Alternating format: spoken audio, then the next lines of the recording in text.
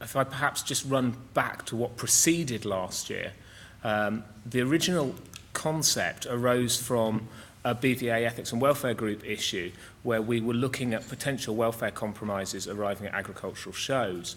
We weren't actually really thinking about the issues that subsequently came to the fore.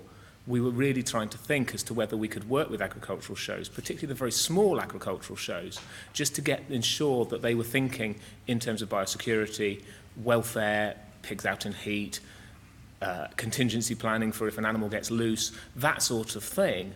And we were thinking the problems would probably exist with the small village shows, and that the big national county shows and the big national shows would have this all covered off and would be not a problem. So we thought what we would try to do is to produce in BVA a single guidance document that we could put out there that shows could adopt if they wished to, and use the bits of it that they wanted. So the smallest village shows would use little bits of it, but at least they would have thought about what happens if an animal gets loose, and a bit of biosecurity.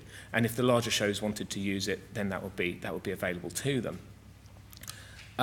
I then got invited to present to this meeting last year and to discuss what we were thinking. And as I say, we were thinking about things like heat stress in pigs and lack of ventilation in the marquees, in the cattle lines and such like.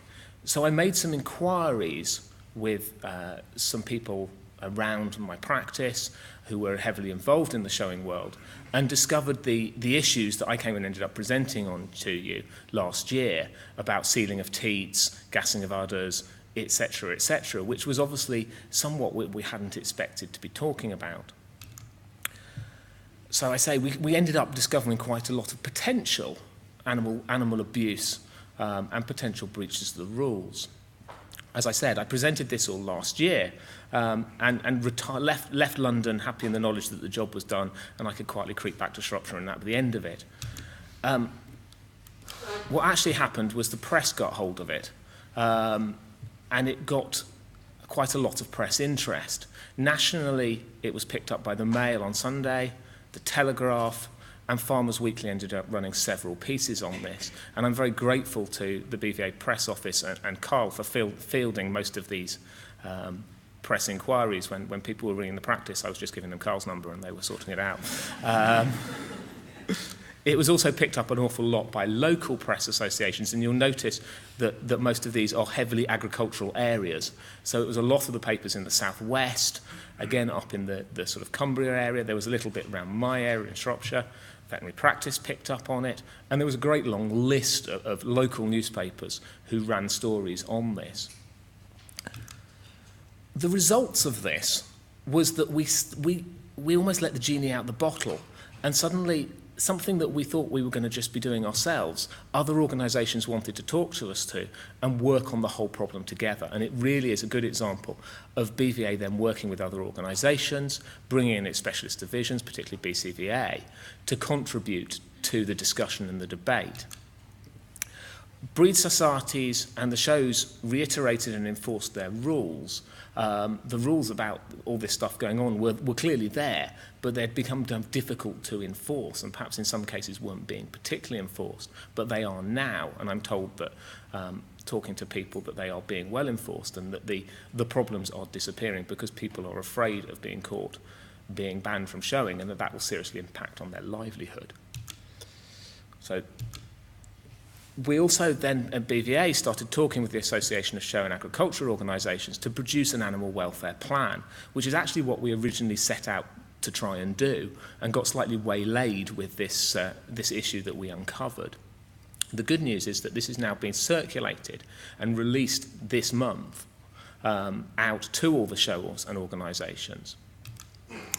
And it's a fairly extensive document and it covers very clearly guidance notes and things that the shows need to be thinking about to protect animal welfare, both from a general animal welfare and animal husbandry perspective, but also from the deliberate cheating attempts. There's good examples of how to complete the plan, and the relevant show regulations are recorded at the back of the plan so that everyone is fully aware of them. The idea is that this plan is completed jointly between the show organising committee and the show secretary, and their veterinary officer. It is a document that is flexible, in my view, and it's able to be adopted from anything from a massive show like the Royal Welsh down to your little village show who can pick and choose the bits that are going to be relevant to it. Obviously, the bigger shows, I imagine, will be members of the SAO, and hence will be able to access this plan easily.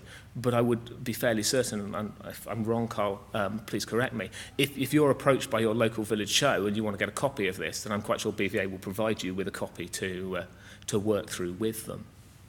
So, as I say, it's completed by the show secretary in consultation with the show vet, and the end document is signed off by both of them. It gets everybody talking about all the issues that we raised last year, including the udder tampering, water restriction of beef cattle, potential use of growth promoters. It goes further and raises other issues that we discussed in-house at BVA but got left out of the talk, such as predator and prey being housed close together, so rabbits and ferrets, different birds, species being housed in the same space, tail docking of sheep being done very short. So all of the issues that we were very originally thinking and discussing, and a lot more besides, have been incorporated into this document, and hopefully now will be able to be discussed openly between the show organisers and the show vet, and allow these really key welfare decisions to be made and publicised and enforced. It also has a section that covers horses, because obviously we'll all be aware that the old traditional agricultural shows now have substantial numbers of horses present. And also I noted it's got a small section on there about dogs brought in by members of the public, so that shows in advance will think about what they're going to do with dogs. Are they going to allow them on the showground? Because the worst thing that can happen is that members of the public bring them thinking they can bring them into the showground, then discover they can't, leave them in the car, and then all sorts of problems erupt.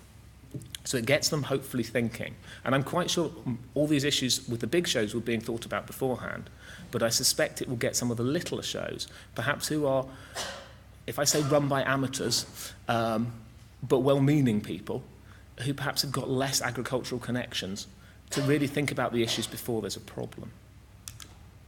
And it brings all the veterinary information and the contingency planning and everything else all into one big document. So hopefully everyone knows where to go for this information. It's available to the relevant authorities, training standards, DEFRA if it's required, and everything is there in one place, which hopefully will make the whole thing easier for the future management of the shows, and also tackle some of the welfare issues. So hopefully it's a good example where BVA with AWF and its specialist divisions have managed to work with other organisations and bring out a real success story. Thank you.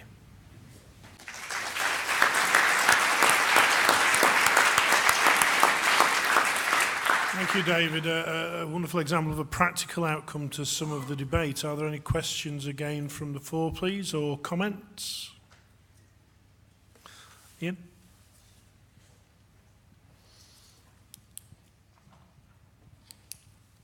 Ian McNabb, ASAO, dare I say, one of the authors of the show plan.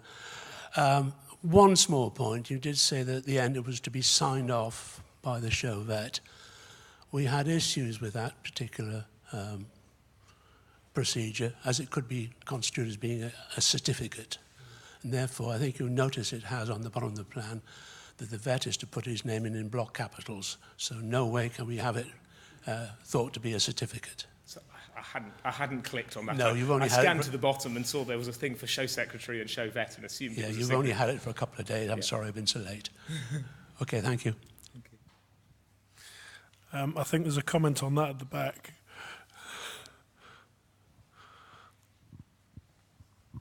Fred McKeesey, VDS hat this time. We know some vets that can only write in capitals.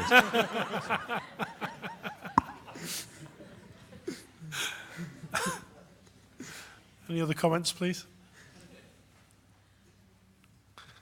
Yes.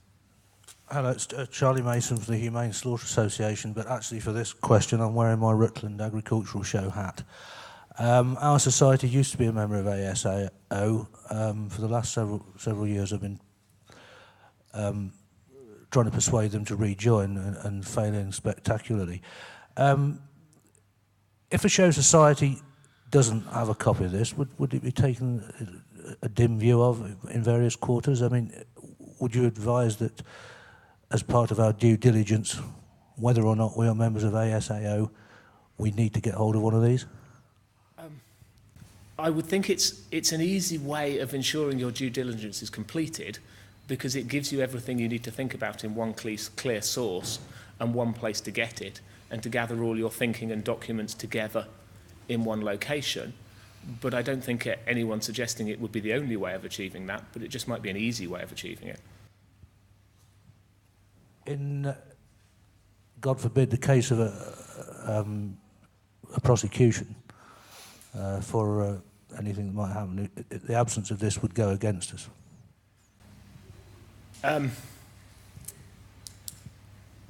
I think that the only sort of situation, and I'm more than open to suggestions, that you would likely to, a show organisation would be likely to be prosecuted with health and safety considerations if something got out and, God forbid, someone got injured. I guess you would have to, like any other event, have to show a risk assessment had been made for such an eventuality. And part of this would trigger the thinking process to make sure that had been done. As I say, I don't think this is necessarily the only way it can be done. I'm quite sure it would be possible for a show to create its own one of these and satisfy all the necessary requirements.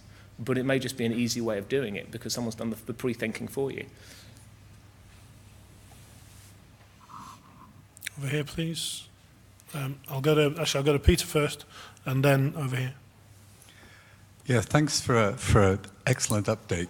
I'm just curious as to the thinking behind maybe not excluding horses exactly, because I came in just when this was under discussion, and you've illustrated very well in bullet 2 some of the issues which prompted the development of the plan. We were at a little show in Nevin, North Wales on Bank Holiday Monday, where we were talking to a friend of ours who breeds Welsh cobs. And this lady has been very critical, maybe because she hadn't won a Rosetta of the other people and she was just saying they don't feed and water them regularly, they keep them in the boxes, they're not let out, they're not exercised. And I just wonder, have we missed a trick here, and that we should be building something in more than there is currently on horses? Because we've always felt, well, the horses are kept in the box, they're not housed and managed per se by the show managers. I wonder if you could comment on that. I think if there are genuine issues occurring there with the welfare of the horses, then we need to be considering that as well. And maybe that's something to look at for version 2. I know horses are covered in it, but if there are issues that are potentially arising, such as feeding and watering of the horses, then that may well be something that he's looking at. I would guess that the only perhaps slight difference involving the horses in a lot of the shows is that the horse people tend, if there's a multi-day show, tend to take their horse and then go home again at night, whereas the livestock people take them and stay. So the horses may only be there for a number of hours rather than a number of days. Christian.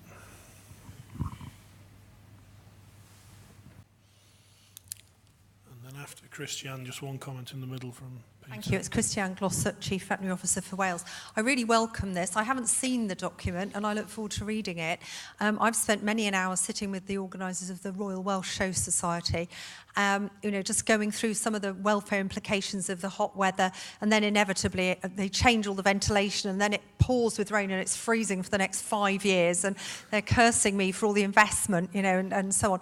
But I think it's really helpful. But just to be clear, this, Charlie, this doesn't replace the licence under which the show would operate. I mean, there's still the animal gatherings order, there's still the biosecurity elements that are a requirement of having a gathering. And so this is a really useful adjunct. I can see it's really helpful, particularly on the contingency planning side of things.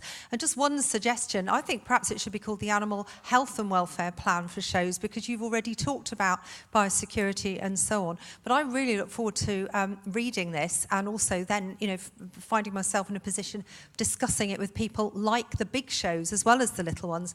Let's not forget that our shows are a shop window for our industry. industry, and we've been talking already about the products we're so proud of, and this is where the general public come and see, and if their impression of a sheep is one that's gasping, you know, its last breath because it's overheated, or, you know, looking in a bad way because its tail docked wrong, or something like that, then that's not a very good reflection. So working together, this might seem like a bit of a side issue, but actually it's fundamental to us flying the flag for everything that's good about farming across Great Britain. So congratulations, but I would definitely like to see a copy as soon as possible. Thank you.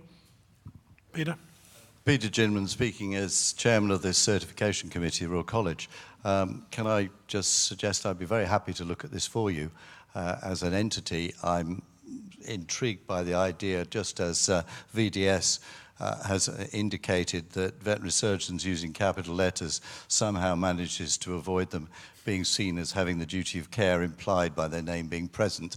So I'd be very happy to work with you to be constructive and make sure we get this working the right way.